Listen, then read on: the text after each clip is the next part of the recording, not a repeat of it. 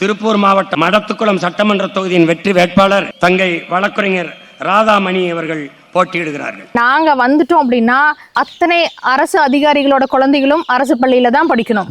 அரசாங்க ஊழியரா இருந்தாலும் சரி, அரசியல்வாதியா இருந்தாலும் சரி, சாதாரண மக்களா இருந்தாலும் சரி, அரசு மருத்துவமனையில தான் மருத்துவம் பார்ப்பாங்க. மழை இருக்கு இல்லையா, அதை நம்ம எவ்வளவு கோடி போட்டாலும் உருவாக்க முடியுமா? திருப்பி உருவாக்க முடியுமா?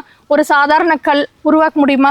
ஒரு கைப்பிடி மணலை உருவாக்கணும்னா கூட 200 வருஷம் ஆகும். அதாவது விவசாய பொருட்கள் எல்லாம் வெளியில இருந்து இறக்குமதி ஆயிட்டு இருக்குது, நம்மளோட இயற்கை வளங்கள் எல்லாம் ஏற்றுமதி ஆயிட்டு இருக்குது. திராவிட கட்சிகள் நம்ம தமிழ்நாட்டுக்கு வேண்டாம் அப்படிங்கறதுல தெளிவா நான் இருக்கிறேன். அதை நோக்கிதான் என்னுடைய பயணம் இருக்குது. ஒரு பெண் பிள்ளைக்கு ஏதாவது ஒரு தீங்கு நடந்துச்சு அப்படின்னா அந்த பிள்ளைய புதைக்கிறதுக்கு முன்னாடி அதுக்கு காரணமானவனை தேடி பிடிச்சி புதைச்சிட்டு தான் நான் அந்த பிள்ளைய புதைப்பேன்னு சொன்னாரு. இது எந்த அரசியல் தலைவர் சொல்லியிருக்காங்க? அதாவது மடத்துக்குளம் தொகுதி அப்படின்னு பேர் சொன்னா தமிழ்நாடு பூரா தெரியுமான்னு தெரியாது. ஆனா அமராவதியோ இல்ல திருமூர்த்தி மலை அணை ரெண்டும் சொன்னீங்கன்னா ஒரு அடையாளம். நம்ம மடத்துக்குளத்துக்கும் சரி உடுமலைப்பேட்டைக்கும் சரி மிகப்பெரிய அடையாளமா இருக்கிற அந்த அணைகள் கட்டின காலத்திலிருந்து இப்ப வரைக்கும் தூர்வாரப்படவே இல்லை. இப்ப நாம் தமிழர் கட்சி எங்களோட அரசியல் அப்படிங்கிறது அனைத்து உயிர்களுக்குமான தேவையும் அதை நிறைவு செய்யும் சேவையும். பசுமை டாக்ஸ் நேயர்களுக்கு வணக்கம். 2026 சட்டமன்ற தேர்தல் வரும் ஏப்ரல் 23 அன்று நடைபெற உள்ளது. அனைத்து அரசியல் கட்சிகளும் இலவசங்களையும் வாக்குறுதிகளையும் கொடுத்து வாக்கு சேகரிப்பதை பார்க்க முடிகிறது. இதில் அனைத்து கட்சிகளின் செயல்பாடுகளும் வெற்றியை மட்டுமே இலக்காக கொண்டிருப்பதை பார்க்க முடிகிறது. ஆனால் நாம் தமிழர் கட்சி மட்டும் இலவசங்களை தவிர்த்து அடுத்த தலைமுறைக்கான அறிவை வளர்க்கும் கல்வி, உயிரை காக்கும் மருத்துவம், உலக உயிர்களின் உயிர் தேவையான தூய குடிநீர் இவை யாவும் அரசு சார்பில் இலவசமாக வழங்கப்படும் அப்படின்னு சொல்லி தனித்து நின்று தேர்தலில் களம் காண்கிறது. இப்படி தனித்து நின்று இந்த மண்ணுக்கான அரசியலை முன்னெடுக்கக்கூடிய நாம் தமிழர் கட்சி சார்பாக நம்ம திருப்பூர் மாவட்டம் மடத்துக்குளம் சட்டமன்ற தொகுதியில் போட்டியிடக்கூடிய வழக்கறிஞர் மா ராதாமணி அவர்களுடன் ஒரு சிறிய நேர்காணல். வணக்கம். வணக்கம். இவங்க நம்ம மடத்துக்குளம் சட்டமன்ற தொகுதிக்கான நாம் தமிழர் கட்சி வேட்பாளர் வழக்கறிஞர் மா ராதாமணி அவர்கள். இவங்கள்ட்ட நம்ம தொகுதி சார்ந்தும் இந்த அரசியல் கள நிலவரம் சார்ந்து சில கேள்விகள் கேட்க வேண்டியிருக்கு. அதை நம்ம இப்போ கேட்டு தெரிஞ்சுக்குவோம். அக்கா, உங்களை பற்றி ஃபஸ்ட்டு சொல்லுங்கள். நீங்கள் என்ன அரசியல் பின்புலத்தில் இருந்தீங்க, அல்லது இந்த மாற்று அரசியலுக்குள்ளே நீங்கள் எப்படி வந்தீங்க, அதை சொல்லுங்கள். நான் அண்ணன் செந்தமிழன் சீமான் அவர்களால் மாற்று அரசியல் அப்படிங்கிற ஒரு களம், சாதாரண களம் இல்லை, போர்க்களத்துக்கு முன்னிறுத்தப்பட்டிருக்கிறேன். என்னை பற்றி சொல்லணும்னா நான் வழக்கறிஞராக இருக்கிறேன். என்னுடைய கணவர் அவர் அவரோட கல்லூரி காலங்கள் முதலே, கல்லூரி படிக்கும்போது இருந்துட்டு தமிழ் தேசியம் அப்படிங்கிறதுல அவரோட ஆர்வம் அப்படிங்கிறது அதிகமானது தான். எனக்கு அந்த தமிழ் தேசியம் அப்படிங்கிறது அவர்கிட்ட இருந்து தான் வந்துச்சு. எனக்கு ஒரு சின்ன குழந்தையிலிருந்தே சொல்லலாம், அப்பிருந்தே எனக்கு அரசியல் மேல ஒரு தனி ஈடுபாடு இருக்குதான் செஞ்சுச்சு. அது அப்பா கூட காரணமா இருக்கலாம். அவர் அரசியல்ல இருந்தாரு. ஆனா அவர் இருந்தாரு அப்படின்னா திராவிட அரசியல், திராவிடத்துலதான் இருந்தாரு. ஏறக்குறைய திராவிட வளர்ப்பாதான் என்னுடைய வளர்ப்பும் இருந்துச்சு. என்னுடைய திருமணத்துக்கு பிறகு என்னுடைய கணவர் என்கிட்ட பேசுவாரு. அவர் அரசியல் எல்லாமே என்கிட்ட பேசுவார். அப்போ பேசும்போது நம்ம தேடிட்டு இருக்கிற ஏதோ ஒரு விஷயம் அவரோட பேச்சிலிருந்து எனக்கு கிடைச்சிது. நம்மளுக்கு அரசியல் அப்படிங்கிறது வேணும், ஆனா அந்த பாதை அப்படிங்கிறது என்னோட கணவர் காட்டின பாதை தான் எனக்கு சரியானதா தோணுச்சு. அப்புறம் அண்ணன் பேசுறத நாங்க திரும்ப திரும்ப அவரு கேட்பாரு, அவர் மூலமா நான் கேட்பேன். நானும் கேட்க ஆரம்பிச்சேன். அவர் பேசும்போது அவர் பேசுற அரசியல் அப்படிங்கிறது நம்மளோட நிக்கல, நமக்கானதா மட்டும் எனக்கு தோணல. அது அடுத்த தலைமுறை பிள்ளைகளுக்கானதா தோணுச்சு. அப்ப நம்ம தேடி போற அரசியல் பாதை அப்படிங்கிறது நாம் தமிழர் கட்சியோட அரசியல் பாதை அப்படிங்கிறது தெளிவா எனக்கு புரிஞ்சிச்சு. அதன் மூலமா தான் நான் வந்துட்டேன். எந்த ஒரு இடத்துல மக்களுக்கு ஒரு பிரச்சனை அப்படின்னாலும் அங்க முன் நிக்கிறது நாம் தமிழர் கட்சி மட்டும்தான். முதல் ஆளா குரல் கொடுக்கறதும் நாம் தமிழர் கட்சியோட ஒருங்கிணைப்பாளர் அண்ணன் செந்தமிழன் சீமான் மட்டும்தான். யாரா இருந்தாலும் ஒரு தைரியமா அவர் மாதிரி குரல் கொடுக்கறதுக்கு யாருனாலையுமே முடியாது. எந்த ஒரு அரசியல்வாதிக்குள்ளேயும் ஏதாவது ஒரு தயக்கம் இருக்கும், யாரோட குரலும் உயராது. ஆனா அண்ணனோட குரல் உயர்ந்துதான் நிற்கும் எல்லா பிரச்சனைகளுக்குமே. அப்ப அந்த குரலுக்கு ஒரு வலிமை சேர்க்கணும் அப்படிங்கிறது தான் எங்களுடைய எண்ணம். அந்த ஒரு எண்ணம் தான் எங்களை இந்த அரசியல் பாதைக்குள்ள கொண்டு வந்துச்சு. இயற்கை வளம் அப்படிங்கிறது எவ்வளவு இன்றியமையாத ஒண்ணு.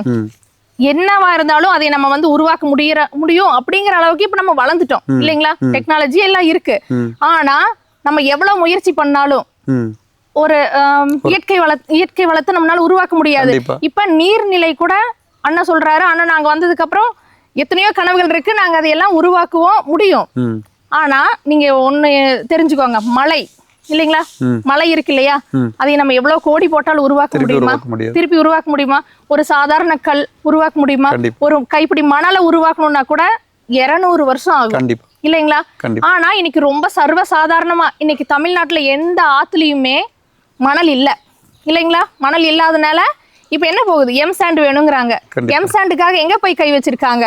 மலையில கை வச்சிருக்காங்க இல்லைங்களா? சர்வ சாதாரணமா மலைகளை உடைச்சு போட்டிருக்காங்க. இப்போ உடைக்கிறாங்க, அது நம்மளோட தேவைகளுக்காக மட்டுமா? இல்லைங்களா? பக்கத்து மாநிலங்கள் எல்லாம் தடை இருக்குது இல்லைங்களா? ஆனா இங்க தடை இல்ல, இங்க இருந்து அங்க போகுது, ஏற்றுமதி ஆயிட்டு இருக்குது. அதாவது விவசாய பொருட்கள் எல்லாம் வெளியில இருந்து இறக்குமதி ஆயிட்டு இருக்குது, நம்மளோட இயற்கை வளங்கள் எல்லாம் ஏற்றுமதி ஆயிட்டு இருக்குது. இப்ப எங்க பகுதியில ஜம்புக்கல் மலை நீங்க கேள்விப்பட்டிருப்பீங்கன்னு நினைக்கிறேன். அந்த ஜம்புக்கல் மலையில அங்க இருக்கிற நிலங்களை அப்ப அமராவதி அணை இருந்துச்சு இல்லைங்களா? அமராவதி அணைக்காக மக்கள் வேலை செஞ்சிருப்பாங்கல்ல, அவங்களுக்காக பிரிச்சு கொடுத்தாங்க நிலங்களை. ஒவ்வொருத்தருக்கும் 1 ஏக்கரா 2 ஏக்கரா அந்த மாதிரி பிரிச்சு கொடுத்திருக்காங்க. செட்டில்மெண்ட் ஏரியான்னு சொல்றீங்க. ஆமா. அந்த நிலங்களை இப்போ ஒரு தனிநபர் இப்போ அந்த ஒரு பட்டாவுல பழனிசாமி அப்படின்னு பேர் இருந்துச்சு அப்படின்னா, அந்த பழனிசாமி அவரா இருக்க மாட்டாரு, ஏதோ ஒரு பழனிசாமி அவங்களோட வாரிசுகள் அப்படி வச்சு அத்தனை நிலங்களையும் ஒரு தனியார் அவரோட பேர்ல மாத்திட்டு இருக்காரு. நீங்க இப்ப ஆன்லைன்ல போய் செக் பண்ணி பாருங்க, பட்டா எடுத்து பாருங்க, ஜம்புக்கல் மலைக்கான சர்வே நம்பர்ல செக் பண்ணி பாருங்க. கிட்டத்தட்ட 200 இருந்து 300 ஏக்கர் வரை ஜம்புக்கல் எஸ்டேட்டுங்கிற பேர்ல பட்டா இருக்கு, ஒரு தனியார் பேர்ல இருக்கு. அதுக்காக யார் போராடினாங்கன்னு நீங்க ஏதாவது கேள்விப்பட்டீங்களா? நாம் தமிழர் கட்சி தான். நாம் தமிழர் கட்சியும் விவசாய கட்சியும் மட்டும்தான் போராடுச்சு. அதுக்கு உதாரணம், அதுக்கு என்னன்னா இப்ப எங்க பேர்ல கேஸ் இருக்கு. இப்ப நீங்க அது கூட நீங்க செக் பண்ணி பார்க்கலாம். நாம் தமிழர் கட்சி மேலயும் விவசாய சங்கத்து மேல மட்டும்தான் வழக்கு இருக்குது. உங்க அரசியல் பின்புலம் என்னங்க? என்னுடைய அரசியல் பின்புலம் அப்படிங்கிறது, நான் எங்க அப்பா அவர் திராவிட கட்சியில தான் இருந்தாரு. நான் திராவிட கட்சினா என்ன, திராவிட கட்சி அதை பார்த்துதான் வளர்ந்தேன்னே சொல்லலாம். திராவிட கட்சியோட அரசியல் உங்களுக்கு தெரிஞ்சிருக்கும், எனக்கு நல்லாவே தெரியும்.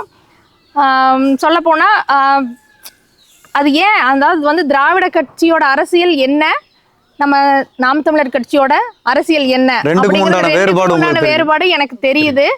அப்ப நம்ம அடுத்த தலைமுறைக்கு என்ன வேணும் அப்படிங்கிற ஒரு தெளிவு எனக்கு இருக்குது. அந்த தெளிவு இருக்கிறதாலதான் இப்ப நான் நாம் தமிழர் கட்சிக்குள்ள வந்திருக்கேன். நாம் தமிழர் கட்சியில பயணிக்கிறேன். திராவிட கட்சிகள் நம்ம தமிழ்நாட்டுக்கு வேண்டாம் அப்படிங்கிறதுல தெளிவா நான் இருக்கிறேன். அதை நோக்கி தான் என்னுடைய பயணம் இருக்குது. பிரதான தொழில் விவசாயம் தான். விவசாயம்னு சொல்ல போனால் தென்னை, நெல் மற்றும் கரும்பு. இப்போ இந்த 3லையுமே பிரச்சனை இருக்கிறத நான் பார்க்குறேன். ஒரு சாதாரண காமன் மேனாக உங்கள்கிட்ட கேட்குறேன். தென்னைக்கு கல்லை திறக்கிறது தான் இதோட ஒரே தீர்வாக நான் கருதுகிறேன். அதுக்கு என்ன நீங்கள் பண்ணியிருக்கீங்க? நான் எல்லாத்தையும் கேட்டுறேன். 2வது, நெல்லுக்குன்னு ஒரு குறைஞ்சபட்ச ஆதரவு விலையோ நெல்லை கொள்முதல் செய்வதற்கான எந்த ஒரு ஏற்பாடுகளும் இந்த பகுதியில் கிடையாது. நான் அறிஞ்ச வரையில் இந்த பகுதியில் இருக்கிற அந்த நெல் தான் தமிழ்நாடு முழுக்கவும் விதை நெல்லாக பயன்படுத்தப்படுது. ஆனால் எந்த ஒரு அரசு நிறுவனமோ அரசோ இது வரைக்கும் அந்த விதை நெல்லை எடுத்து விவசாயிகளுக்கு பயன்பெறும் வகையில் அவங்களுக்கான ஒரு விலை கொடுக்குற ஒரு முயற்சி எடுக்கலை. 3வது, கரும்பு. நம்ம பகுதியில் சர்க்கரை ஆலை இருக்குது, ஆனால் அது பல வருடங்களும் ஓடாமல் இருக்குது. பேருக்கு அப்பப்போ ஓட்டிட்டு நிறுத்திடுறாங்க. இந்த 3க்கும் நீங்கள் என்ன தீர்வு வச்சுருக்கீங்க? நீங்கள் கேட்குற கேள்வி இது மிகச்சரியான கேள்வி. நம்ம தொகுதிக்கு, நம்ம மடத்துக்குளம் தொகுதியை பொறுத்த வரைக்கும் விவசாயம் அதுதான் முதன்மையானது. விவசாயத்திலையும் நீங்க சொன்ன இந்த 3 தான் முதன்மையா கருதப்படுது. இந்த பக்கம் இருக்கு. இப்ப தென்னைக்கு கல் இறக்குறது, நாங்க திரும்ப அதுதான் சொல்றோம். தென்னை கல் இறக்குறது கட்டாயம் செயல்படுத்த வேண்டிய ஒண்ணு இல்லைங்களா? அதாவது பக்கத்து மாநிலத்துல கல் இறக்கிட்டு தான் இருக்காங்க இல்லையா? அங்க எந்த தடையும் இல்ல. அப்ப அந்த மக்கள் நல்லா தானே இருக்காங்க, அங்க எந்த பிரச்சனையும் வரலையே. இப்ப கல்லு குடிச்சதால கலப்படம் வந்துரும், அங்க எந்த பிரச்சனை நம்ம பார்க்கல இது வரைக்கும் இல்லைங்களா? ஆனா இங்க மட்டும் ஏன் வருது? வருமா? வராது இல்லைங்களா? நம்ம அண்ணன் சொல்றாரு, நான் வந்தா டாஸ்மாக் ஒழிப்பேன், நிச்சயமா மூடிடுவேன், நான் கல் இறக்குவேன். அது கல் இல்ல, தென்னம்பால் பனம்பால் அதுக்கு பேரு. அதுதான் அது. கல் அப்படிங்கிறது என்ன? நம்ம உணவோட ஒரு பகுதி. அதாவது மக்கள் உடல் உழைப்பு அதிகம். நம்ம பகுதியில் எடுத்துக்கிட்டீங்கன்னா உடல் உழைப்பு அதிகம். அப்ப அந்த உடல் உழைப்பு, அந்த களைப்புக்காக மக்கள் எடுத்துக்கிட்டது தான் அந்த கல். சொல்ல போனா அப்பெல்லாம் குழந்தை பிறந்திருக்கும் இல்லைங்களா, அந்த பெண்களுக்கு கூட கொடுப்பாங்க. ஏன்னா அந்த பெண்களுக்கு உடல் வலி இருக்கும், அது தெரியக்கூடாது அப்படிங்கிறதுக்காக. அப்படி இருக்கிற அந்த கல் நிச்சயமா போதை பொருள்னு சொல்லிட்டு அதை ஒதுக்கி வைக்கவே முடியாது இல்லைங்களா? இப்ப வந்து டாஸ்மாக்ல எத்தனை குடும்பம் பாதிக்கப்படுது. கண்டிப்பா. நான் ஒவ்வொரு ஊர்களுக்கும் போகும்போதும் அந்த பொண்ணுகள்லாம் என்ன சொல்றாங்க அப்படின்னா, எங்களுக்கு இலவசம் வேண்டாம், எங்களுக்கு இலவசமே வேண்டாம், எங்களுக்கு பணம் கொடுக்க வேண்டாம், எங்களுக்கு ஓசி பஸ் வேண்டாம், எங்களுக்கு டாஸ்மாக் மூடுனா போதும், நாங்க எங்க வீட்டுல சம்பாதிக்கிற பணம் பூரா அங்கதான் போகுது, இங்க சாப்பிட கூட வழி இல்லாம நாங்க இருக்கிறோம், ஆனா கொண்டு போய் எங்க வீட்டுல இருக்கிறவங்க அங்கதான் போடுறாங்க அப்படி சொல்றாங்க. அந்த அவங்களுக்கு குடியிருக்கிறதுக்கு ஒரு நல்ல வீடு கூட இல்ல, ஆனா அவங்களே வேண்டான்னு சொல்றாங்க, அந்த 1000 வேண்டான்னு சொல்றாங்க. ஆனா அதை நீங்க திணிக்கிறீங்க, நான் இலவசம் கொடுக்குறேன்னு பெருமையா சொல்றீங்க. ஆனா அவங்க வேணும் அப்படின்னு கேட்கிற அந்த டாஸ்மாக் மூடணும் அப்படிங்கறது ஏன் செய்ய மாட்டேங்கிறீங்க? ஒவ்வொரு முறையும் வந்து தேர்தல் வரும்போது மட்டும் சொல்றீங்க, நாங்க வந்து டாஸ்மாக்க மூடிடுவோம், படிப்படியா குறைச்சிருவோம். ஒரு படி கூட குறையல, ஒரு படி கூட குறையல. இல்ல குறையும் இல்லைங்க. இப்ப மணமகிழ் மன்றம் இல்லையா, நீங்க மணமகிழ் மன்றம் உருவாக்கிட்டு இருக்காங்களா? ஆமா ஆமா. இப்ப எலைட் பார் என்னமோ பண்ணிருக்காங்கன்னு சொல்லி சொன்னாங்க. இல்ல எலைட் பார் அதோட வருமானம் எங்க போகுது? தனியாருக்கு போகுது. அதாவது வந்து இந்த டாஸ்மாக்ல இருந்து வருமானத்தை எடுத்தது அரசு அதிகாரிகளுக்கெல்லாம், அரசு ஊழியர்களுக்கெல்லாம் சம்பளம் கொடுக்கறதா சொல்றாங்க. இன்னைக்கு அதுவுமே தனியாருக்கு போயிட்டு இருக்குது. நாளைக்கு இந்த தமிழ்நாட்டோட நிலைமை எங்க கொண்டு போய் விடுவாங்கன்னு தெரியல. அதே போல அடுத்து இந்த நெல்லுக்கான குறைந்தபட்ச ஆதார விலை அல்லது நெல்லுக்கான இங்க ஒரு கொள்முதல் நிலையம், அதுக்கு சம்பந்தம் என்ன? அதுக்கு முன்னாடி என்ன அப்படின்னா, இப்ப நெல் இங்க விளைய வைக்கிறதே கம்மி ஆயிருச்சு. நீங்க பாத்தீங்கன்னா தெரியும், எங்கேயும் நெல் விளைஞ்சிட்டு இருந்த பூமியில இன்னைக்கு தென்னை வந்துருச்சு, மற்ற பயிர்கள் தக்காளி மிளகாய் அந்த மாதிரி போயிட்டாங்க. ஏன் அப்படின்னா தண்ணீர் பற்றாக்குறை. ஆனா நீங்க எடுத்துக்கோங்க, நம்ம பகுதியில 2 அணை, பெரிய அணை இருக்கு இல்லைங்களா? அதாவது வந்து மடத்துக்குளம் தொகுதி அப்படின்னு பேர் சொன்னா தமிழ்நாடு பூரா தெரியுமான்னு தெரியாது. ஆனா அமராவதியோ இல்ல திருமூர்த்தி மலை அணை ரெண்டும் சொன்னீங்கன்னா ஒரு அடையாளம், நம்ம மடத்துக்குளத்துக்கும் சரி உடுமலைப்பேட்டைக்கும் சரி மிகப்பெரிய அடையாளமா இருக்கிற அந்த அணைகள் கட்டண காலத்திலிருந்து இப்ப வரைக்கும் தூர்வாரப்படவே இல்லை. இது எவ்வளவு ஒரு கொடுமையான விஷயம் இல்லைங்களா? நாங்க வந்து 10 லட்சம் கோடி கடனை வாங்கி இத்தனை அணையை கட்டணும், இத்தனை குளத்தை வெட்டணும் அப்படின்னு சொல்லியிருந்தா கூட பரவாயில்ல. என்ன பண்ணுனாங்க? அதை தூர்வார கூட இல்லை இல்லைங்களா? இப்ப அமராவதி அணையோட கொள்ளளவு 3 TMC, ஆனா இன்னைக்கு அதோட கொள்ளளவு 2 TMC. ஒரு TMC வெறும் இதுல கடல்ல போய் கலந்துட்டு இருக்கு. காவிரி வழி கடல்ல இல்லைங்க, உங்களுக்கு வந்து அந்த மண்ணெல்லாம் மூடி அதோட கொள்ளளவு குறைஞ்சிருக்குது. இப்ப அதே மாதிரிதான் திருமூர்த்தி அணை. நல்ல மழை பெய்யற காலத்துல அதை சேமிச்சு வைக்க முடியல. இப்ப 7 குள பாசனம் அப்படிங்கிறது இங்க வந்து பேச்சாதான் இருக்குது. அந்த 7 குள பாசனத்தை வந்து முறையா பண்ணுனா முப்போகமும் இங்க நெல் விளைய வைக்க முடியும். நிச்சயமா அத்தனை இடங்களையும் நெல் விளைய வைக்க முடியும். எனக்கு தெரிய இப்ப நெல் விளைஞ்ச காட்டுல நெல் இல்லைன்னு தான் சொல்ல முடியும். அதே போல நெல்லுக்கு வந்து ஆதார விலைங்கிறது நிர்ணயிக்கப்படாமே இருக்கு. ஒவ்வொரு முறையும் நீங்க பாத்தீங்கன்னா தெரியும், தேர்தல் அறிக்கையில மட்டும் உயர்த்தி சொல்லுவாங்க, ஆனா நடைமுறைக்கு அது வர்றதே இல்லை. நீங்க அடுத்து கேட்ட கரும்பும் அதே போலதான் நெல்லுக்கு சமமா பயிரிட்டு இருந்ததுதான் கரும்பு நம்ம பகுதியில. விளைச்சல் குறைஞ்சிருச்சு, அழிஞ்சிருச்சுன்னே சொல்லலாம். ஏன் அழிஞ்சதுன்னா அப்படின்னா அமராவதி சர்க்கரை ஆலை இல்லைங்களா? அதாவது வந்து தமிழ்நாட்டிலேயே வந்து கூட்டுறவு சர்க்கரை ஆலை மிகச்சிறப்பா செயல்பட்டு இருந்தது. எத்தனை தொழிலாளர்கள், எத்தனை கரும்பு விவசாயிகள், ஏறக்குறைய 3 மாவட்டங்கள்ல விவசாயிகள் வந்து கரும்பு இங்க கொண்டுட்டு வந்துட்டு இருந்தாங்க. நம்ம திருப்பூர், கோயம்புத்தூர், திண்டுக்கல் 3 மாவட்ட விவசாயிகளும் இங்க இந்த சர்க்கரை ஆலைக்கு தான் கொண்டு வந்துட்டு இருந்தாங்க. அதாவது வந்து 70 வருஷத்துக்கு முன்னாடி பயன்படுத்தின அதே இயந்திரங்கள் தான், அதை புதுப்பிக்கப்படவே இல்லை. புதுப்பிக்கப்படாமலே அப்பப்போ ஓட்டிட்டு இருந்தாங்க. இப்ப இந்த 2 வருஷமா நிரந்தரமா இழுத்து மூடிட்டாங்க இல்லைங்களா? அதுக்கான அவங்க சொல்ற காரணம் ரொம்ப சொத்த காரணம். ஒரு 30 கோடி ரூபாய் பணம் ஒதுக்கி அதை சரி பண்ண முடியல. அத உங்களுக்கு இப்ப அண்ணா வந்து பாட்டுல சொல்லிட்டே இருப்பாரு இல்லைங்களா, 10 லட்சம் கோடி கடன் அப்படின்னு. அதாவது வந்து இப்ப நம்ம தொகுதிக்கு திமுக ஆட்சிக்கு வந்ததுக்கு அப்புறம் 5.5 லட்சம் கோடி கடன் வாங்கியிருக்கிறாங்க. 234 தொகுதிக்கும் பிரிச்சு பார்த்தா ஏறக்குறைய ஒரு தொகுதிக்கு 2000 கோடி. நம்ம மடத்துக்குளம் தொகுதிக்கு 2000 கோடி. அந்த 2000 கோடியில இருந்து ஒரு 30 கோடி ஒதுக்க முடியாதா? அந்த 2000 கோடி எங்க போச்சுன்னே தெரியலைங்க. நம்ம சர்க்கரை ஆலைக்கு அந்த ஒரு 30 கோடி ஒதுக்கி இருந்தா இன்னைக்கு வந்து விவசாயிகளுக்கும் எவ்வளவு பயனுள்ளதா இருந்திருக்கும். அங்க வேலை செஞ்ச வேலையாட்கள், நான் அந்த ஏரியாவுக்கெல்லாம் போகும்போது அவங்க அவ்வளவு வருத்தப்படுறாங்க, அவங்களுக்கு வேலை இல்லை. அப்போ இப்ப நான் சொன்ன இந்த 3 பிரச்சனைகளுக்கும் நீங்க என்ன ஒரு வரியில தீர்வுனா என்ன சொல்லுவீங்க? ஒரு வரியில தீர்வு அப்படிங்கிறது நாங்க சொல்லிடலாம், ஆனா இது நாங்க வந்து எதையுமே சுருக்கமா சொல்ல முடியாது. இதோட தீர்வு நாங்க சொல்றேன். அதாவது வந்து முதன்மையா வந்து நீர் மேலாண்மை. நீர் மேலாண்மை அப்படிங்கிறது இந்த ரெண்டு அரசுக்குமே மாத்தி மாத்தி ஆண்ட ரெண்டு கட்சியோட அரசுகளுக்குமே நீர் மேலாண்மைங்கிற அறிவு சுத்தமா இல்லைன்னு தான் சொல்லணும். இப்ப நாங்க ஆட்சிக்கு வந்தா அப்பர் அமராவதி அப்படிங்கிற ஒரு திட்டம் இருக்கு. அது வந்து ஒவ்வொரு முறையும் தேர்தல் காலம் முணுமுணுப்பா மட்டும்தான் இருந்துட்டு இருக்கு.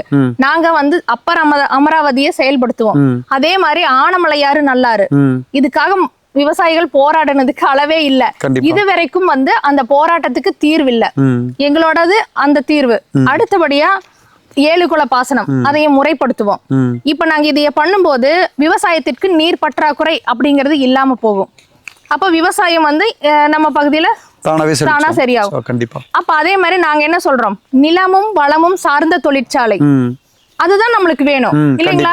அதாவது வந்து தக்காளி வந்து விளைய வைக்கிறோம், ஒரு விலை இருக்கு, சில சமயங்கள்ல விலை இல்ல, என்ன பண்றாங்க, கொண்டு போய் ரோட்ல கொட்டுறாங்க. அதை விளைய வைக்கிறோட கஷ்டம் என்ன அப்படின்னு எனக்கு தெரியும். ஏன்னா நானும் விவசாய குடும்பம் கூட இருந்து பாக்குறேன். அவங்க அதை நட்டி கொண்டு வந்து அந்த தக்காளி எடுக்கிற வரைக்கும் எத்தனை சிரமங்கள். அதை கொண்டு போய் ரோட்ல கொட்டுறாங்க. ஏன் அதை வந்து நம்ம வந்து மதிப்பு கூட்டும் தொழிற்சேதோடு இருந்தா அதுல ஏதாவது செஞ்சிருக்கலாம், அது செய்யலாம் இல்லைங்களா? அப்ப அது அந்த மாதிரியான நம்ம அந்த எந்த பகுதியில என்ன விளையுதோ அதுக்கேற்ற மாதிரியான ஒரு தொழிற்சாலை. அப்ப தென்னை சார்ந்த தொழிற்சாலை அதைய வந்து செயல்படுத்துறது. தேங்காய் பொருட்களை இது பண்றது, உதாரணத்துக்கு தேங்காய் எண்ணெய் தயாரிக்கிறது, தேங்காயில பவுடர் தயாரிக்கிறாங்க, எவ்வளவு இது இருக்கு. அதுதான் எத்தனையோ பொருளாதாரம் நம்ம கையில இருக்கு. ஆனா அது எதையுமே முன்னெடுக்க மாட்டேங்கிறாங்க. இதெல்லாம் செய்யறாங்க, ஆனா யாரோ வாங்கி எங்கேயோ செய்யறாங்க. நம்ம பகுதியில செய்யறது இல்ல. நம்ம பசங்க எல்லாம் இன்னைக்கு வேலையை தேடி வெளியில போயிட்டு இருக்காங்க. நாங்க அவங்களுக்கெல்லாம் இதுக்கான பயிற்சிகள் கொடுப்போம். எல்லாருக்கும் அவங்கவுங்க இருக்கிற இடத்துலயே இப்ப என்ன அவங்க சம்பாதிக்கிறாங்களோ அதை நாங்க இங்கேயே ஏற்படுத்தி கொடுப்போம். நிச்சயம் வந்து மக்கள் வந்து பணத்துக்காக தன்னோட இடத்தை விட்டு போகக்கூடிய நிலையை நாங்க மாத்துவோம். இப்போ ஒவ்வொரு கட்சியும் ஒவ்வொரு விதமான தேர்தல் அறிக்கை வெளியிட்டு இருக்காங்க. நாங்கள் இது இலவசமாக கொடுப்போம், அது இலவசமாக கொடுப்போம்னு அவங்க வாக்குறுதி கொடுத்துருக்காங்க. இப்போ நீங்கள் தனிப்பட்ட முறையில் நீங்கள் என்ன இலவசமாக கொடுப்பீங்க எனக்கு அப்படின்னு நான் உங்களுக்கு கேட்க விரும்புகிறேன். நாங்களும் இலவசம் கொடுக்குறோம்.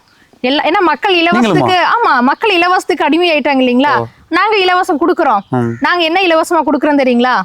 தரமான கல்வியை இலவசமா கொடுக்குறோம், தரமான மருத்துவத்தை இலவசமா கொடுக்குறோம், தூய குடிநீரை இலவசமா கொடுக்குறோம். மக்களோட அடிப்படை தேவை என்னவோ அதை தெரிஞ்ச ஒரு அரசாதான் நாங்க வருவோம். நாங்க இந்த 3ஐயும் தான் இலவசமா கொடுக்குறோம். இப்ப நீங்க கேட்கலாம், இப்ப என்ன மருத்துவம் வந்து இலவசமா தானே கொடுக்குறாங்க, கல்வி இலவசமா தானே கொடுக்குறாங்க, தண்ணிக்கு இலவசமா கொடுக்குறாங்க நீங்க கேட்பீங்க. ஆனா நாங்க என்ன சொல்றோம்னா தரமான மருத்துவம் கொடுக்குறோம்னு சொல்றோம். அரசாங்க ஊழியரா இருந்தாலும் சரி, அரசியல்வாதியா இருந்தாலும் சரி, சாதாரண மக்களா இருந்தாலும் சரி, அரசு மருத்துவமனையில தான் மருத்துவம் பார்ப்பாங்க. அந்த அளவுக்கு தரம் உயர்த்திடுவோம்.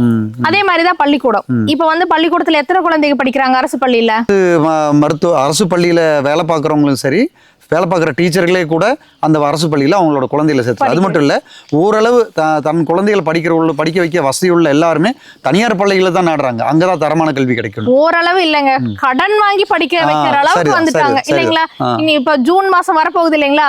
எத்தனை பேருக்கு இது எவ்வளவு மன உளைச்சலா இருக்கும் தெரியுங்களா? அதாவது 2 பிள்ளைகளுக்கு அம்மா நானு, நாங்களும் கடந்து வந்த பாதை தான் இது. ஜூன் மாசங்கும் போது இன்னைக்கு எல்லாம் தனியார் பள்ளிகளை வாங்குற கட்டணம் அப்படிங்கிறது கொள்ளை கட்டணமா இருக்கு. இப்ப நாம் தமிழர் கட்சி ஆட்சிக்கு வந்தா நாங்க தரமான கல்வியை கொடுப்போம். அத்தனை குழந்தைகளுமே இங்க பக்கத்துல இருக்க கேரளால கூட அவங்க தனியார் பள்ளியில விட அரசு பள்ளிகளுக்கு அவ்வளோ அதிகப்படியான முக்கியத்துவம் இருக்குது. ஒரு தனியார் பள்ளியில் ஒரு அரசு பள்ளியில் ஒரு குழந்தை சேரணும்னா அவன் தரமான மாணவனாக இருந்தால் மட்டும்தான் சேர முடியுங்கிற அளவுக்கு அவ்வளோ ஒரு இது பண்ணி வச்சுருக்காங்க, அவ்வளோ தரமாக வச்சுருக்காங்க. ஆனால் தமிழ்நாட்டில் மட்டும்தான் தமிழ்நாட்டில் ஒரு அரசு பள்ளிங்கிறது வந்து அவ்வளோ ஒரு கீழ்த்தரமாக ஒரு சீரழிஞ்சு போன ஒரு நிலையை பார்க்குறேன். ஆசிரியர்கள் நல்லவங்க தான், கட்டமைப்பு நல்லா தான் இருக்குது. ஆனால் அந்த ஆட்சி முறையில் உள்ளே இருக்கிற ஊழல்னால ரொம்ப மோசமான சூழ்நிலையில் இங்கே போயிட்டுருக்கு. இல்லை ஊழல் இல்லை, அந்த கட்சிகளில் இருக்கிற முக்கியமான ஆட்கள் கையில தானே அந்த தனியார் பள்ளிகள்லாம் இருக்கு. அப்புறம் எப்படி அவங்க வேணும்னே இந்த அரசு பள்ளியில் நலிவுறதுக்கான அத்தனை விஷயங்களையும் செய்யறாங்க. இன்னைக்கு வந்து எண்ணி பாத்திரல ஒவ்வொரு வகுப்புக்கும் ஒரு 4 குழந்தை 3 குழந்தை படிக்குது. இப்ப அதை விட இப்ப பிற மாநிலத்தவர் உள்ள வர்றாங்க இல்லைங்களா? நம்ம அரசு பள்ளியில அந்த குழந்தைங்க தான் இருக்கிறாங்க. நீங்க பெரும்பாலான பள்ளிகளை போய் பாத்தீங்கன்னா அந்த குழந்தைகளை தான் உட்கார வச்சிருக்காங்க. இன்னைக்கு அந்த அளவுக்கு நம்ம பிள்ளைகளை அனுப்ப முடியாத அளவுக்கு தரம் குறைஞ்சு போச்சு. நாங்க வந்துட்டோம் அப்படின்னா அத்தனை அரசு அதிகாரிகளோட குழந்தைகளும் அரசு பள்ளியில தான் படிக்கணும்.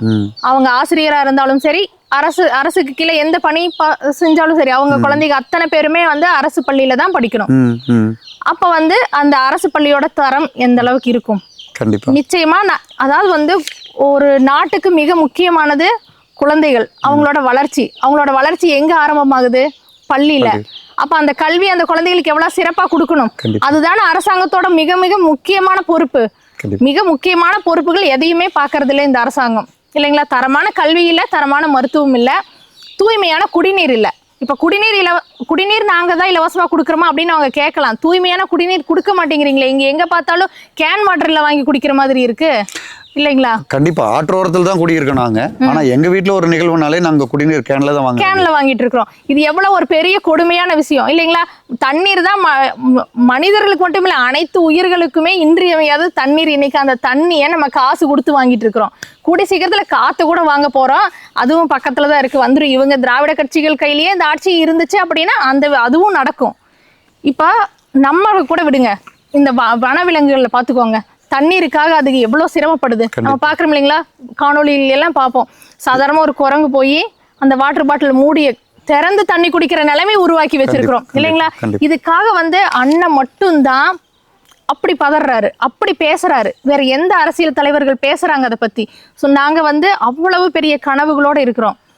இதை எல்லாத்தையும் சரி பண்ணணும் அப்படிங்கிற பல எண்ணங்களை வச்சிருக்கிறோம், எங்க முன்னாடி வச்சிருக்கிறோம். நாங்க எங்க கையில ஒரே ஒரு முறை கொடுத்து பாருங்க, போட்டு பாருங்க ஓட்ட, அப்புறம் பாருங்க நாட்டை, அப்படிங்கிற மாதிரி தான் இருக்கு எங்களோட அரசியல் பாதை. தமிழ்நாட்டில் இன்னைக்கு பெண்கள் பாதுகாப்புங்கிறது கேள்விக்குறியாத்தாயிட்டு இருக்கு. பல்வேறு சம்பவங்கள் வழியாகவே நம்ம இதை பார்க்குறோம். அதற்கு நீங்க என்ன தீர்வு வச்சிருக்கீங்க? பெண்கள் பாதுகாப்பிற்கான என்ன முன்னெடுப்பு வச்சிருக்கீங்க? பெண்கள் பாதுகாப்பை பத்தி இங்க பேச முடியாத அளவுக்கு இருக்கு, இல்லைங்களா? தினமும் வந்து நம்ம செய்தித்தாள்களையும் சரி, செய்திகள்லையும் சரி பார்க்கும்போது ஒரு 60 வயது மூதாட்டி கூட தாயா எனக்கு வந்து அவ்வளவு ஒரு அப்படிதான் இருக்கு. அந்த மாதிரி ஒரு சூழ்நிலையில தான் இன்னைக்கு இந்த திராவிட கட்சிகள் வச்சிருக்காங்க, இல்லைங்களா? அதை வந்து நம்ம சொல்லவே முடியாது. அந்த அளவுக்கு பெண் பிள்ளையோட பாதுகாப்பு அப்படிங்கிறது சுத்தமா இல்லாம தான் இருக்கு. இப்ப அண்ணன் நீங்க இப்ப சொல்லியிருக்காரு, நீங்க பார்த்திருப்பீங்க, ஒரு பெண் பிள்ளைக்கு ஏதாவது ஒரு தீங்கு நடந்துச்சு அப்படின்னா அந்த பிள்ளைய புதைக்கிறதுக்கு முன்னாடி அதுக்கு காரணமானவனை தேடி பிடிச்சி புதைச்சிட்டு தான் நான் அந்த பிள்ளைய புதைப்பேன்னு சொன்னாரு. இது எந்த அரசியல் தலைவர் சொல்லியிருக்காங்க சொல்லுங்க? அப்ப தண்டனைகள் சரியா இருந்தா, கடுமையானதாகவும் இருந்தா, கடுமையாகவும் இருக்கணும், கடுமையான தண்டனையா இருக்கணும். நிச்சயமா பெண் பிள்ளைக்கு ஒரு பாதுகாப்பு வேணும் அப்படின்னா அதுக்கான தண்டனை வந்து மிக கடுமையா இருக்கணும். கண்டிப்பா, இல்லைங்களா? இத பத்தி பேசுனது அண்ணன் மட்டும்தான் பேசியிருக்காரு. வேற எந்த அரசியல்வாதிகளும் இந்த மாதிரி பேசல. நாம் தமிழர் கட்சியில பெண்களோட பாதுகாப்பை பத்தி மட்டும் பேசல, பெண்களோட உரிமை, இல்லைங்களா? அதாவது வந்து ஆணுக்கு பெண் சமம் இல்லை, ஆணும் பெண்ணும் சமம், இல்லைங்களா? அத அண்ணன் வந்து நிரூபிச்சிருக்காரா இல்லையா? 117 ஆண்கள் 117 பெண்கள் யார் கொடுத்திருக்காங்க? இப்ப பொதுவா இந்த ஏரியால இருக்கிற பெரிய பிரச்சனை, இந்த ஏரியா மட்டும் இல்ல, நம்ம பகுதியில் இருக்கிற பொதுவான பிரச்சனையில பெரிய பிரச்சனை, விவசாயிகளோட பெரிய பிரச்சனை என்னன்னா வனவிலங்குகளோட வருகை. இப்போ உதாரணத்துக்கு காட்டு பன்றியும் சரி, மயிலும் சரி, அதிகப்படியான அளவில் பெருகி வந்து விவசாயத்தை பயிர்களை அழிச்சிட்டு இருக்குது. வனவிலங்குகளை, இந்த வனவிலங்கு மனித மோதலை தடுக்கிறதுக்கான உங்கள்கிட்ட முயற்சி இருக்கு இல்ல? இப்ப வனவிலங்குகள் வருது அப்படின்னா வனவிலங்குகள் வந்து சுற்றுலாவுக்காக இங்க வரல. வனவிலங்குகள் ஏன் வருது? உணவுக்காக தான் வருது, அதுகளோட உணவு தேவைக்காக தான் வருது. அப்ப நாங்க எங்களோட ஆட்சி வந்தா வனத்தை மேம்படுத்துவோம், மிகச்சிறப்பா மேம்படுத்துவோம். வனவிலங்குகளுக்கான தேவைகள் வனத்திலேயே பூர்த்தியாகும்படியா பண்ணுவோம். அப்ப வனவிலங்குகள் இங்க வரக்கூடிய அவசியம் இருக்காது. அதுதான் எங்களோட முன்னெடுப்பா இருக்கும். பொதுவாக காடுகள் சரியான படி இருந்தாலே காட்டு விலங்குகளுக்கு வெளியே வந்து வாழணுங்கிற தேவையில்லை. நம்மளோட தொல்லை தான், நமக்கும் அதுகளுக்கு மோதல் தான் ஆயிட்டு இருக்கு. அதுக்கு இதை விட அங்க ரொம்ப நல்லா வாழ, அதுங்களுக்கு நம்மள பிடிக்காது, நம்மள பார்க்கலாம், அது வராது. அது ஏன் வருது அப்படின்னா அதோட உணவு தேவைக்காக தான் வருது, அது தண்ணீர் இல்லாம தான் வருது. அப்ப அதுங்களுக்கு தேவையானதை வனத்தை சிறப்பா நாங்க வனங்களை மேம்படுத்துவோம், அதுகளுக்கான தேவைகள் அங்கேயே பூர்த்தி அடையும். இப்ப நம்ம கூட அடுத்ததா தோழர் சுரேஷ் அவங்க வந்திருக்காங்க. இப்போ அவங்க தங்களை பற்றின ஒரு குறிப்பு சொல்லுங்கள்.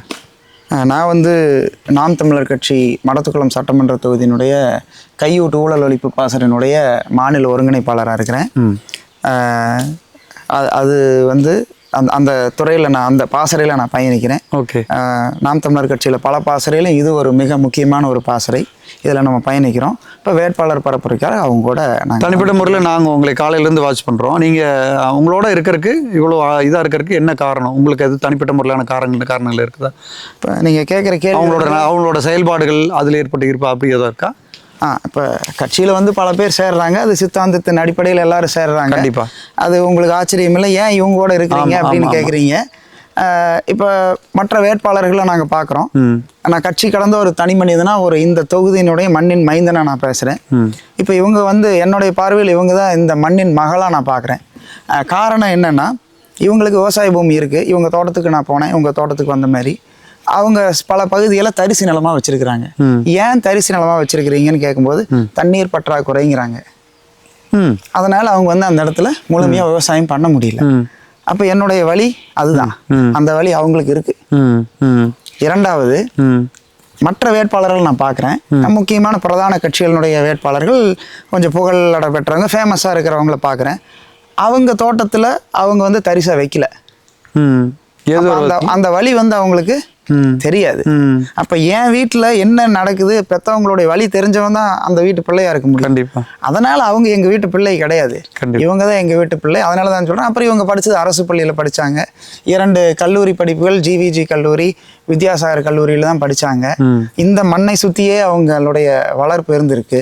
அதனாலதான் சொல்றேன், இவங்க எங்க வழி உணர்ந்தவர். அதே மாதிரி நான் தினம் சந்திக்கக்கூடிய பிரச்சனை தனிப்பட்ட முறையில் அவங்களுக்கும் தெரியும் இந்த பிரச்சனைகள், இந்த நம்ம பகுதியில் என்னென்ன பிரச்சனை இருக்கு. கண்டிப்பா. இப்போ வந்து ஒரு மாற்றுக் கட்சி வேட்பாளர் பிரதான கட்சியில் நிற்கிறவங்க வந்து ஒரு பட்டாவுக்காக அலைஞ்சிருக்க மாட்டாங்க, ஒரு வாரிசு சான்றுக்காக அலைஞ்சிருக்க மாட்டாங்க. இவங்க அலைஞ்சாங்களே. கண்டிப்பா. வரி நிலுவையில்லா சான்று இருக்கேன் 4 நாளுக்கு அப்புறமானு வந்து ஒரு விஏஓ சொல்லி இருக்கிறாரே, அதை பத்திரிகை செய்தியாக்கி கோட்டாட்சியர்கிட்ட போனதுக்கு அப்புறம் தான் இவங்களுக்கு கிடைச்சது. அப்ப சாமானிய மக்கள் சந்திக்கும் பிரச்சனையை இவங்க தினமும் எதிர்கொள்றாங்களே. அப்ப நான் என்ன பிரச்சனையை சந்திக்கிறேனோ மற்ற கட்சி வேட்பாளர்கள் சந்திக்கலது இவங்க சந்திக்கிறாங்க. அப்ப இவங்க தானே என் கூட நிற்கிறாங்க, இவங்க தானே என் மண்ணில் மகள். அதனால அவங்க கூட நான் வந்து எங்களுடைய வேலைகளை விட்டுட்டு இவங்களுக்கு ஆதரவாக நிற்கணும், துணையாக நிற்கிறேன்னு தான் இவங்க கூட நான் வந்து தனிப்பட்ட முறையிலேயே நிற்கிறேன். அடுத்து மிக முக்கியமாக உங்களுக்கு நான் குறிப்பிட்டு சொல்ல வேண்டியது, நீங்கள் விவசாயத்தை பற்றி மற்ற விஷயங்களை பற்றி பேசுனீங்க. மற்ற பிரதான கட்சியில் ஒருத்தர் நிற்கிறாருன்னா அவங்களுக்கு வந்து ஒரு பெரிய இடர்பாடே கிடையாது. அவங்க வந்து இலகுவாக நின்றலாம். ஆனால் நாம் தமிழர் கட்சி ஒவ்வொரு அடி எடுத்து வைக்கும் போதும் பல தடைகளை கடந்து எடுத்து வைக்கிறோம். வரியின்மை சான்று கோட்டாட்சியர்கிட்ட போய் முறையிட்டு தான் வாங்கணும். வேட்புமனு தாக்கல் பண்ணுறோம். குறிப்பாக ஒரு பிரதான கட்சியினுடைய ஒரு வழக்கறிஞர் வந்து எங்களுக்கும் இன்னொரு கட்சிக்கு மட்டும்தான் வந்து அவர் எதிர்ப்பு தெரிவிக்கிறார். எதுக்காக? அந்த எதிர்ப்பு பார்த்தீங்கன்னா, நாங்கள் ஒரு சில பிழை பண்ணிட்டோம் அப்படின்னு சொல்லி எதிர்ப்பு தெரிவிக்கிறாரு. ஆனால் நாங்கள் வந்து வேறு மனுவில் அதை சரி செஞ்சு கொடுத்துட்டோம். அதை வச்சு நாங்கள் நாங்கள் வந்து எங்களுடைய வேட்புமனு ஏற்கப்பட்டது. அதே இன்னொரு கட்சி, புதுசாக வந்த கட்சி, அவங்க நிற்கிறாங்க. இப்போ எல்லாத்தையும் நம்ம வந்து தூக்கி விடணுமே ஒழிய நீங்கள் அங்கே வந்து நிராகரிக்கிறத பற்றி நம்ம பேசக்கூடாது. ஒரு அப்ஜெக்ஷன் சொல்கிறாங்க. அப்போ அந்த கட்சி வேட்பாளருக்கு வந்து அந்த ஆர்ஓ சொல்கிறார், நான் ஏற்றுக்கிறேன், எனக்கு அது பெரிய பிழையா இல்லை, நான் டிசிஷன் மேக்கிங் அத்தாரிட்டி நான் எடுத்துக்கிறேங்கிறார். அப்போ கூட அவங்க உடனே நீங்கள் ஏற்றுக்கூடாது, நீங்கள் கொஞ்ச நேரம் கழிச்சு தான் ஏற்றுக்கணும் அப்படின்னு சொல்லி அவங்கள சொல்கிறாங்க. இப்போது நம்மளுடைய வாழ்க்கை வந்து தற்சார்பு வாழ்வியல் நோக்கி தான் முன்னேறிட்டு இருக்கிறோம். இயற்கை விவசாயமாகட்டும், மருத்துவமாகட்டும், மற்ற எல்லா துறைகள்லையும் தற்சார்பாக வாழ்கிறதுக்கு உண்டான எல்லா முயற்சிகளும் எடுத்துகிட்டு இருக்கிறோம். இது உங்கள் எல்லாத்துக்கும் தெரியும். இப்போ இருக்கிற இடர்பாடு என்னென்னா, இப்படி தற்சார்பாக வாழ்கிற இந்த வாழ்க்கை முறை வந்து பின்னோக்கி போகிறதான் எல்லாரும் நினச்சிக்கிறாங்க. ஆனால் இதுதான் உண்மையில் முன்னோக்கி போகிறது. ஒரு அரசு, அந்த அரசு வந்து ஒரு இப்படி தற்சார்பாக வாழ்கிற மனிதர்களுக்கு நம்மளுடைய இந்த வாழ்வியில் என்னென்ன இடர்பாடுகள் இருக்கோ இதை களையறதுக்கான எல்லா முயற்சிகளும் எடுக்கணும். ஆனால் இது வரைக்கும் இருந்த எல்லா அரசுகளும் இதை சரியாக புரிஞ்சுக்கவே இல்லை. ஆனால் நாம் தமிழர் கட்சி மட்டும்தான் தேர்தல் அறிக்கையிலே தற்சார்பையும் விவசாயத்தையும் ஓங்க வைக்கணும் அப்படிங்கிற எல்லா வேண்டுகோள்களுக்கும் அவங்களோட வாக்குறுதிகளாக கொடுத்து நம்மளுக்கு இது பண்ண வராங்க. இப்போ அப்படிப்பட்ட ஒரு கட்சியோட வேட்பாளராக நமக்கு முன்னாடி வந்திருக்க சகோதரியை நம்மளை மாதிரி தற்சார்பு வாழ்க்கையில் இருக்கிற எல்லாரும் ஆதரித்து அவங்களுக்கு நம்மளோட வாக்குகளை செலுத்தி நம்மளுடைய பிரதிநிதியாக அவங்கள ஆட்சி மன்றத்துக்கு அனுப்பணும்னு உங்களை எல்லாரும் வேண்டி விரும்பி கேட்டுக்கொள்கிறேன். இப்போ நாம் தமிழர் கட்சி எங்களோட அரசியல் அப்படிங்கிறது அனைத்து உயிர்களுக்குமான தேவையும் அதை நிறைவு செய்யும் சேவையும். நாங்கள் அரசியலை சேவையாக தான் பார்க்குறோம், சேவையாக தான் மக்களுக்கு கொடுப்போம். இப்போ மக்கள் வந்து நிறைய மாறி இருக்காங்க, மாற்றத்தை விரும்புகிறாங்க. அந்த மாற்றத்தை எங்களால் மட்டும்தான் கொடுக்க முடியும் அப்படிங்கிறத நம்புகிறாங்க. அதை நான் இப்போ களத்தில் மக்களை சந்திக்கும் போது நான் அதை உணர்ந்துட்டேன். மக்களோட ஆதரவு எங்களுக்கு இருக்குது. மக்கள் வந்து எங்களுக்கு ஆதரவு கொடுங்க, எங்களோட கரங்களை வலுப்படுத்துங்க. நான் இந்த மடத்துக்குளம் தொகுதி மக்களுக்கு என்ன தேவையோ அதை நான் கட்டாயம் செய்வேன். அண்ணன் சொன்ன மாதிரி தற்சார்பு பொருளாதாரம் தான் எங்களோட கொள்கையே. அதை நாங்கள் முன்னெடுப்போம். மக்களுக்கு தரமான வாழ்க்கையை கொடுப்போம், தூய குடிநீரை கொடுப்போம், தரமான கல்வியை கொடுப்போம், தரமான மருத்துவத்தை இலவசமாக கொடுப்போம். நாங்கள் கொடுக்குற இலவசம் இந்த 3 தான். இந்த 3 இலவசம் இருந்தாலே போதும். மக்கள் அவங்களுக்கு தேவையானதை நீங்களே உங்களாலேயே சரி செஞ்சுக்க முடியும். மற்ற கட்சிகள் கொடுக்குற மாதிரி அந்த இலவசங்கள் எல்லாம் நமக்கு தேவையில்லை. அதை நம்மளாலேயே வாங்கிக்க முடியும், நாமளே அதை செய்ய முடியும். நாங்கள் கொடுக்குற இந்த 3 இலவசங்கள் மக்களை சென்றடைஞ்சாலே போதும். அதனால் மடத்துக்குளம் சட்டமன்ற தொகுதி மக்கள் இந்த முறை மாற்றத்திற்காக உங்களை தேடி நாங்கள் வந்திருக்கோம். அந்த மாற்றத்திற்கு ஒரு வழி நீங்கள் காட்டணும், நீங்கள் காட்டுவீங்க நம்புகிறேன். இந்த முறை உங்களோட வாக்கு நாம் தமிழர் கட்சிக்கு தான். நாம் தமிழர் கட்சி நாங்கள் கேட்குறது உங்களோட வாக்கு இல்லைங்க, அடுத்த தலைமுறை பிள்ளைகளோட வாழ்க்கையை கேட்டு வந்திருக்கோம். அதை கொடுக்கறது உங்களோட கடமை. நிச்சயம் நீங்கள் செய்வீங்கன்னு நான் நம்புகிறேன். இந்த முறை மடத்துக்குளம் சட்டமன்ற தொகுதி மக்கள் எல்லோரோட நினைவிலையும் இருக்க வேண்டிய ஒரே சின்னம் ஏற்கலப்பை தாங்கிய விவசாயி சின்னம் மட்டும்தான். விவசாயி சின்னத்தில் வாக்களியுங்கள். நம்மளோட வாழ்க்கை தரத்தை உயர்த்துவோம். நாம் தமிழர். தமிழ்தாய் வாழ்க, தலைவர் பிரபாகரன் வாழ்க.